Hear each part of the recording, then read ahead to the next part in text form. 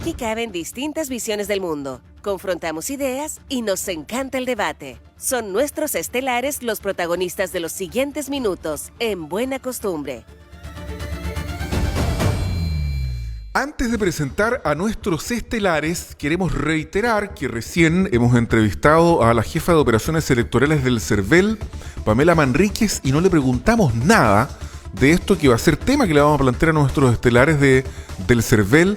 Y esta ni siquiera filtración, es publicación de datos electorales ayer en la página del CERVEL, porque la entrevista la pactamos previamente con ella, entonces no correspondía que le preguntáramos. Aparte que ya hubo un comunicado a nivel oficial desde Santiago.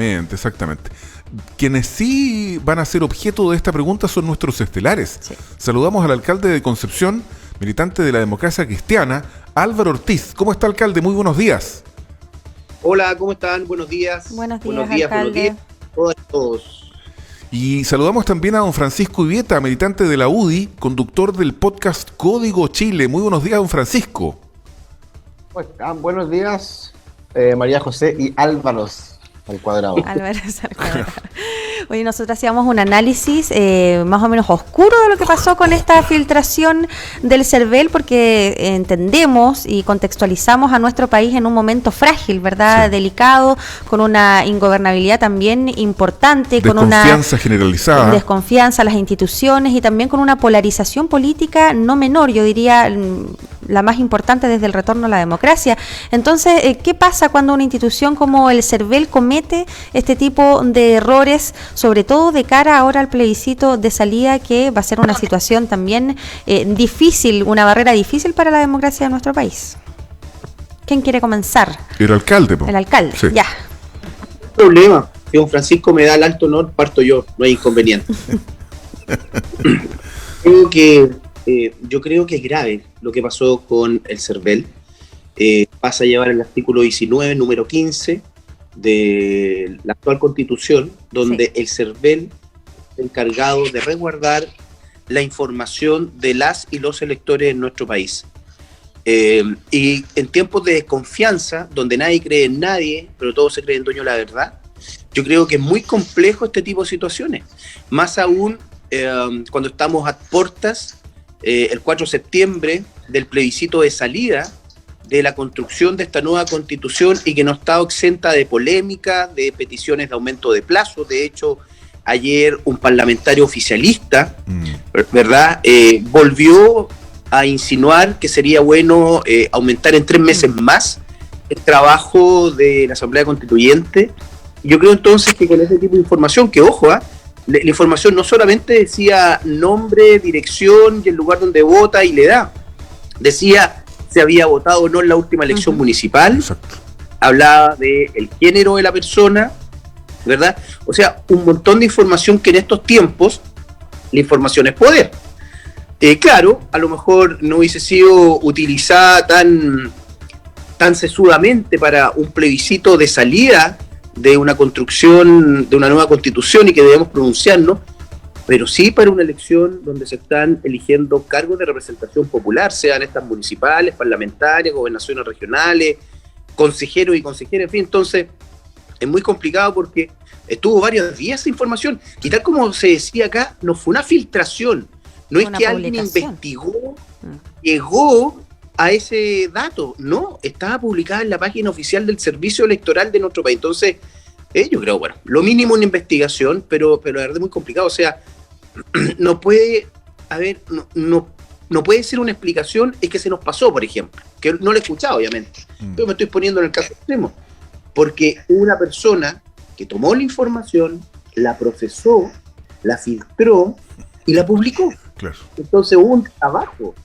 y eso no se da en un trabajo de media hora. O sea, es un trabajo que fue realizado varios días, que tiene que haber durado semanas, y que finalmente fue publicado en un portal oficial de una entidad de gobierno. Entonces yo creo que es muy, muy complicado, muy complejo lo que ocurrió, vuelvo a reiterar, más aún en un escenario de desconfianza permanente, donde la institucionalidad en nuestro país, la que sea del mundo público o del mundo privado, constantemente está en tela de juicio. Francisco, consecuencias políticas de este hecho, ¿cuáles serán? ¿O cuáles estimas que son convenientes? Mira, es grave, sin duda es grave, pero están pasando tantas cosas graves en nuestro país al mismo tiempo que yo la verdad es que las pondría en una escala de importancia. Y la verdad es que dentro de una escala de importancia creo que es lo menos importante. O sea, lo que pasó ayer en la provincia de Arauco, ese tren de atentados durante todo el día que hubo, toda la mañana, a mí me parece que es mucho más grave que una filtración, que una publicación de datos, digamos. Que por lo demás, claro, están protegidos todos nuestros datos personales y nuestras. Pero finalmente, si uno se va al extremo del análisis de la situación, uno dice, oiga, ya, pero no va a pasar nada malo con eso, digamos. O no podría no pasar nada malo, pero resulta que están quemando. Ayer fueron más de 20 máquinas. Sí, pero queríamos hablar de eso, Francisco. Lo que pasa es que, ¿sabes tú? Que yo creo, discúlpame que discrepe de tu análisis, pero a mí me parece de la mayor gravedad porque es de la esencia de la democracia el tener la más absoluta y total certeza del secreto del voto. ¿Te fijas? Pero entonces me perdí porque una cosa es el secreto del voto no se ha lesionado. La única cosa que no se sabe es por quién votó. O sea, no eso no se puede saber, digamos. Pero lo que pasa es que lo que dijo el alcalde Ortiz me parece interesante porque alguien o varios alguienes se dedicaron a procesar la información. Porque no pero es que esta información se procesa, si es una información que CERVEL la utiliza con fines estadísticos, pero obviamente respetando el precepto constitucional del anonimato de las personas, que no pueden ser individualizadas. ¿Qué confianza tiene uno de que esto no se haya vendido, que no se haya comercializado? Es que esas son todas las hipótesis, esas son todas las hipótesis que hoy en día están en redes sociales.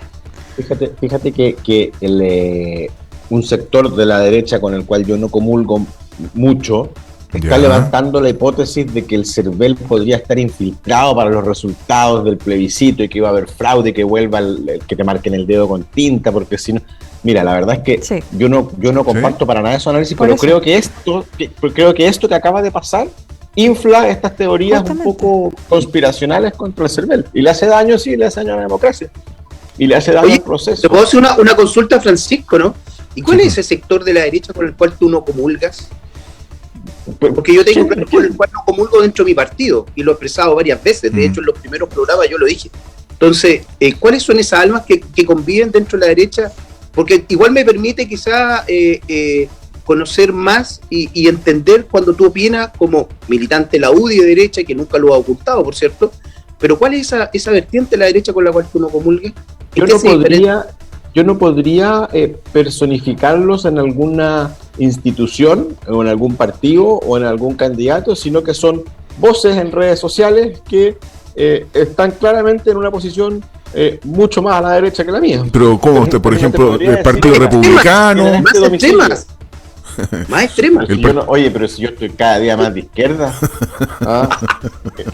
Bueno, Gonzalo de la Carrera, él tuiteó, dice, gravísima filtración de datos del CERVEL, ¿desde cuándo lo hacen y a quién se la entregan? Es una de las opiniones de Gonzalo de la Carrera del Partido Republicano, creo que ya no están. Lo que pasa es que Pancho no quería decirlo porque como lo invitan a la Radio Agricultura, entonces... No, porque no son... pero recordemos la campaña presidencial el último día de la votación. También José Antonio Kast deslizó algunas cosas medias... Mira, y fíjate que un poco más del allá. CERVEL. Arturo Tagle, presidente... ¿cómo se llama el presidente del CERVEL? Creo que es Andrés Tagle. Andrés Tagle. Sí. Andrés Tagle es de la UDI, de mi partido. Me van a llamar y me van a ratar seguramente. Pero no me gustó para nada lo que dijo en la televisión, porque resulta que dice que los ministros, sí, claro que pueden manifestar su opción por el plebiscito. En el fondo, como que empieza a contradecir un poco lo que dijo el Contralor sobre las facultades de los funcionarios públicos de manifestarse para este plebiscito. Entonces, la Contraloría está siendo mucho más estricta que lo que está haciendo o lo que está transmitiendo el presidente del CERVEL. Y eso a mí me parece también súper grave, porque debería estar en línea. El CERVEL no debiese pronunciarse con respecto a eso, a mi entender. Debería ser director de CERVEL, pero no opinante de la contingencia política. Ocuparse de que no hayan filtraciones, por ejemplo. Por ejemplo. Claro. Hace 2 días en un noticiero nacional salía hablando de lo que podían o no podían hacer los ministros. Oye, y en ese sentido, esto no estaba en lo presupuestado, pero ayer el general director de Carabineros emitió una declaración que a mí me parece, no sé qué les parece a ustedes en realidad. Él dijo que con solucionar la reforma a Carabineros no se iba a resolver el problema de orden público, más o menos, digamos. Yo incluso hasta concuerdo con el juicio, pero ¿corresponde que un general director de Carabineros emita juicios de esa naturaleza en un discurso donde está el presidente, donde se conmemoran los 95 años de Carabineros de Chile? Digo porque al final es una opinión política, pues, y las Fuerzas Armadas son esencialmente no deliberantes. Oiga, pero Álvaro, hace rato que en este país estamos haciendo lo que no corresponde, pues. Desde que partimos aprobando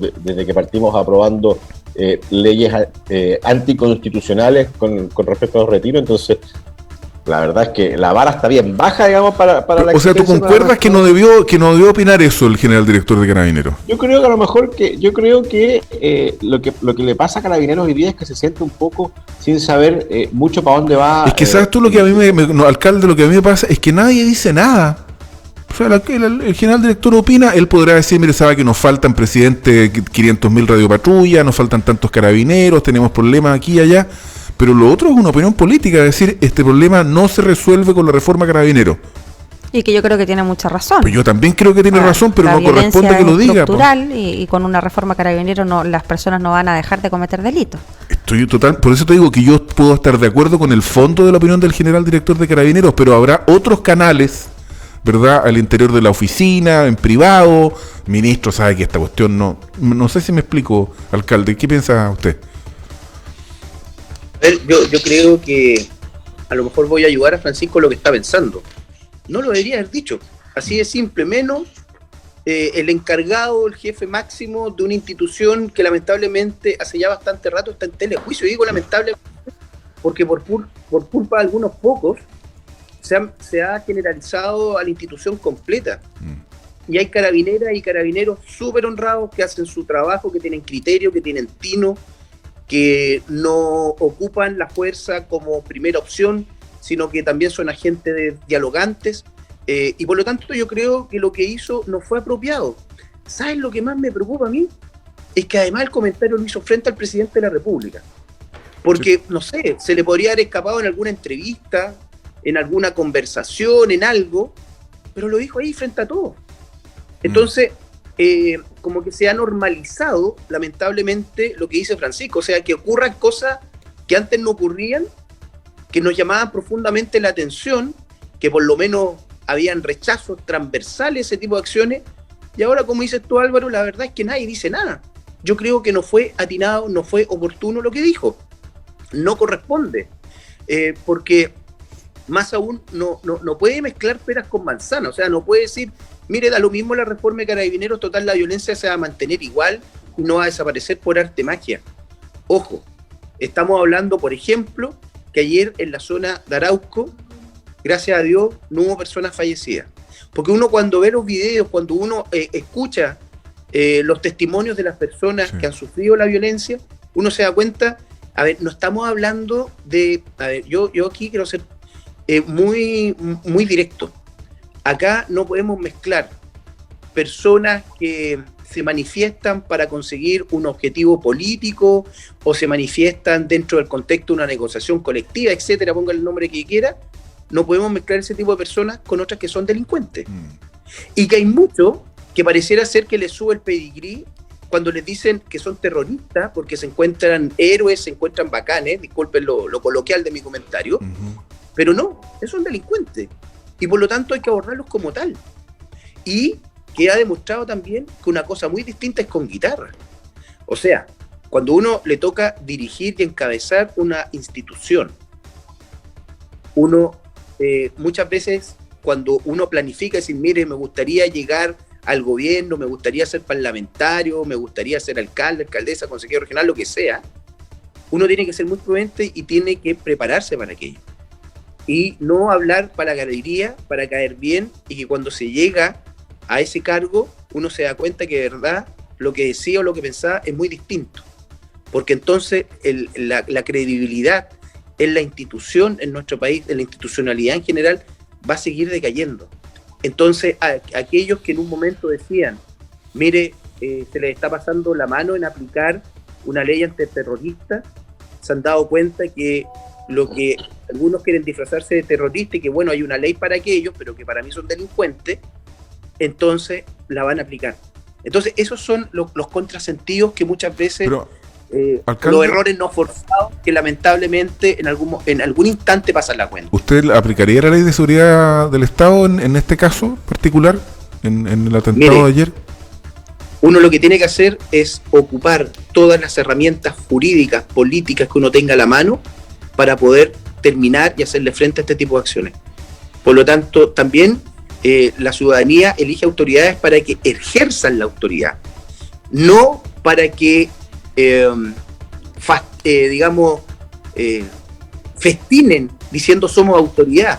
No, hay momentos en los cuales la autoridad debe aplicarse y muchas veces esas medidas que se hacen desde esa autoridad entregada por la ciudadanía pueden ser impopulares para algunos, pero uno tiene que pensar siempre en el bien común.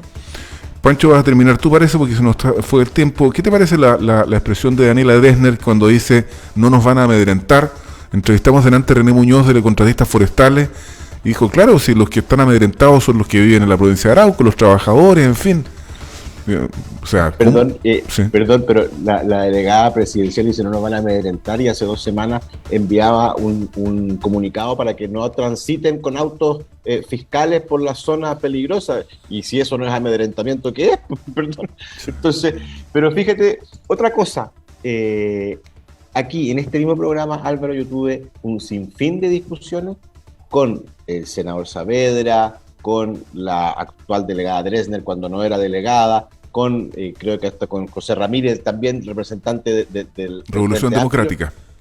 Todos decían, oiga, pero si el estado de excepción no es la solución, que hay que dialogar. Bueno, se acabó el gobierno del presidente Piñera, no se renovó el estado de excepción y los datos dicen que los delitos terroristas, no pongámosle terroristas ya si no quieren, los delitos de incendio, los delitos de todo eso de amedrentamiento a la gente, han aumentado 400%. ¿Tú repondrías el estado de emergencia? ¿Tú crees que el estado de excepción, perdón, pero déjame terminar, el estado de excepción yo creo que no es la solución, pero sí ayuda mientras buscamos un proceso de solución que pueda ser bastante más efectivo, porque aquí no se ha hecho nada, ni siquiera se ha dialogado, ni siquiera se han presentado querellas simples, que sabemos el resultado de las querellas simples, no se ha encontrado a nadie, y por lo tanto seguir en de la manera en la que estamos nos va a llegar a algo que podría ser mucho más grave porque ya estamos viendo que está desbordado esto, y no hay acciones, no hay nada. Francisco, no hay nada, ¿tú crees que el gobierno va a caer finalmente a reponer el estado de excepción, a ceder ante esta presión? Porque es una presión no menor, porque estaría, yo creo, esta es mi opinión, traicionando a gran parte de su electorado. Definitivamente. Pero si es que lo que pasa, María José, es que hagan cualquier cosa, pero que hagan algo. Si no están haciendo nada. ¿Qué, alcalde, tú repondrías el estado de emergencia? Si es necesario y da resultados, no tendría ningún problema. Así corta nomás, sorry. Sí. Pero acá las decisiones hay que tomarlas. Y si eso es lo mejor, entonces se hace. Pero con un análisis como corresponde, no por la presión de los medios, no por la presión de algún sector en particular, o el que sea, sino que hay que aplicarla o no aplicarla en base a las convicciones que se tienen como gobierno, como Estado chileno. Y fíjense que alcaldes y alcaldesas de la provincia de Arauco, algunos le han ido a apedrear el municipio, a otros le han tirado autos encima, han tenido que hacer frente a toda esta instancia, porque fíjense que en las 7 comunas de la provincia de Arauco, en todas ha existido este tipo de acciones, unas con mayor fuerza, mucho más violentas que otras, pero en todas han tenido quema de cabañas, quema de camiones, automóviles, amenazas, entonces es complicado. Así que esperemos que a Humberto Toro le vaya bien en esta tarea bastante difícil que tiene. Y yo le dije a Humberto, ustedes saben, Humberto fue jefe de gabinete muchos años mío, yo le dije, mira, llegó muy es muy distinto. ¿Perdón? Ayer llegó muy rápido. Sí, estaba muy encima, pero... Así es, entonces le dije, mira, esto es muy distinto cuando fuiste gobernador provincial en el segundo gobierno del presidente Bachelet. O sea, ya no puedes tomar la decisión de partir de un momento a otro, conversar con un líder de cualquier lado dentro de la provincia de Arauco, porque incluso ahora tu vida puede correr riesgo. Entonces, ha cambiado mucho. O sea, está profundamente radicalizados. Entonces, esperemos que le vaya bien y que se puedan hacer cosas concretas, pero principalmente que se vuelva a instaurar la paz y tranquilidad para los habitantes de la provincia de Arauco. Alcalde, 30 segundos. Muchas gracias, alcalde. 30 segundos. Yo sé, Álvaro, María José, que aquí faltan cosas, faltan acciones, falta un plan, falta una estrategia. Mientras no se presente algo que diga, oye, este es nuestro camino a seguir para poder disminuir los atentados, ¿qué esperamos entonces? Álvaro dijo ayer, gracias a Dios no murió nadie, pero ¿qué estamos esperando? Hoy día puede pasar, mañana puede pasar, y si no tenemos claridad cuál es la estrategia con la que el gobierno va a enfrentar esto, difícilmente podemos ayudar en algo. Antiguamente está el estado de excepción como para poder hacer algo, ¿no? Pero hoy día no hay nada, y no hacen nada tampoco. Entonces es preocupante, de verdad es preocupante. Y quiero refutarle a la delegada presidencial, porque yo creo que sí, efectivamente ya está muy amedrentada porque no sabe qué hacer. Les mandamos un abrazo a ambos. Alcalde, gracias por estar acá. Gracias, Pancho. Muchas gracias. Chao, Buen fin de semana a ambos. Buen fin de semana, que estén muy bien. Chao. Bueno, ahí estuvieron los estelares de día viernes, Álvaro Ortiz y Francisco Ivieta, a 3 minutos de las 9 de la mañana.